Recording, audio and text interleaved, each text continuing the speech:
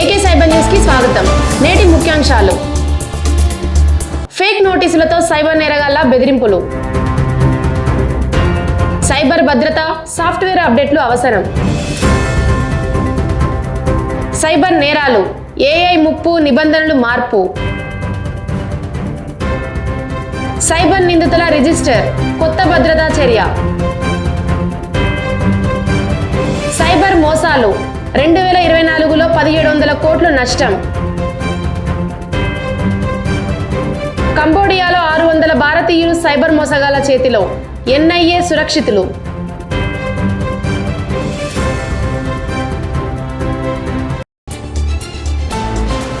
Cyber నేరగాళ్లు Indian cyber crime coordination centre పేరిట నకిలీ నోటీసులు పంపి ప్రజలను మోసం చేస్తున్నారు.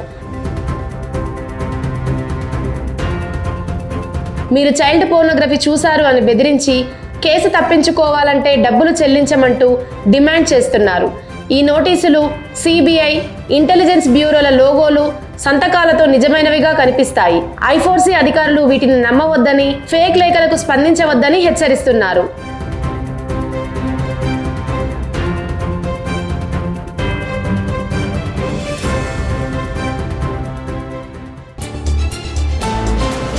సాంకేతికత అభివృద్ధి చెందడంతో సైబర్ నేరాలు కూడా పెరుగుతున్నాయి. ఫిషింగ్, మాల్వేర్, రాన్సమ్వేర్ వంటి నేరాలు ప్రజలకు నష్టం కలిగిస్తున్నాయి.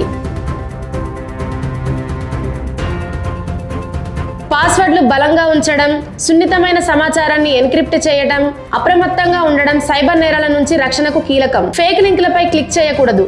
సైబర్ భద్రతపై అవగాహన పెంపొందించుకోవాలి. సైబర్ భద్రతా చర్యలు తీసుకుంటే ఈ నేరాలను అరికట్టడం సాధ్యం.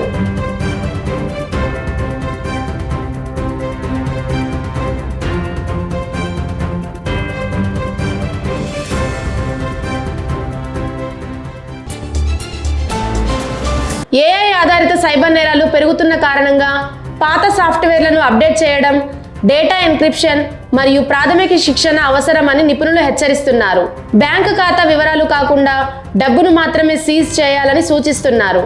సోషల్ మీడియా బ్లాగ్స్ పై వ్యక్తిగత సమాచారాన్ని పంచుకోవడం, అనుమానాస్పద లింకులను క్లిక్ చేయడం తగదని తెలియజేస్తున్నారు. సైబర్ నేరాలను అరికట్టడానికి కఠిన చట్టాలు అవసరమని, క్రమం తప్పకుండా పాస్వర్డ్లను మార్చాలని మరియు ఆన్లైన్ భద్రతా చర్యలను అప్డేట్ చేయాలని సూచిస్తున్నారు.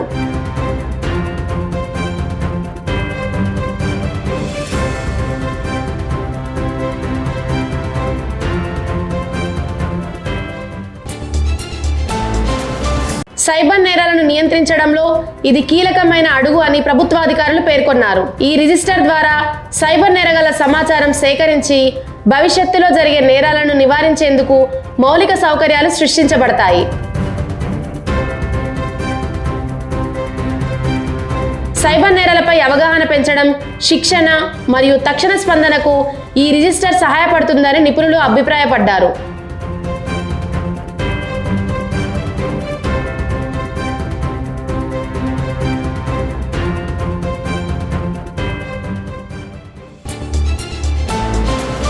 భారతదేశంలో సైబర్ నేరాలు గణనీయంగా పెరుగుతున్నాయి. ఇప్పటి వరకు 17 కోట్ల 13 లక్షల ఫిర్యాదులు అందగా 85% ఆర్థిక లావాదేవీలకు సంబంధించి ఉన్నాయి. 2024లోనే 1700 కోట్ల సైబర్ మోసాల్లో నష్టం జరిగింది. నేషనల్ సైబర్ క్రైమ్ రిపోర్టు ప్రకారం ప్రతి నిమిషానికి 5 సైబర్ ఫిర్యాదులు నమోదవుతున్నాయి. ఈ సైబర్ నేరాల నివారణకు ప్రభుత్వం చర్యలు తీసుకుంటుంది.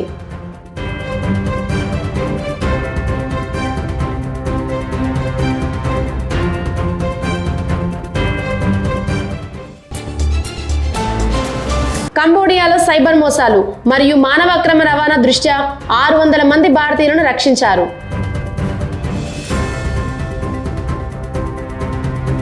నేషనల్ ఇన్వెస్టిగేషన్ ఏజెన్సీ లాంగ్షంగ్ కంపెనీ సీఈఓ సుదర్శన్ దారాడేను అరెస్టు చేసింది. నకిలీ ఉద్యోగాల పేరుతో యువతులను మోసగించి వారిని సైబర్ క్రైమ్ కేసులకు ఉపయోగించినట్లు అధికారులు తెలిపారు.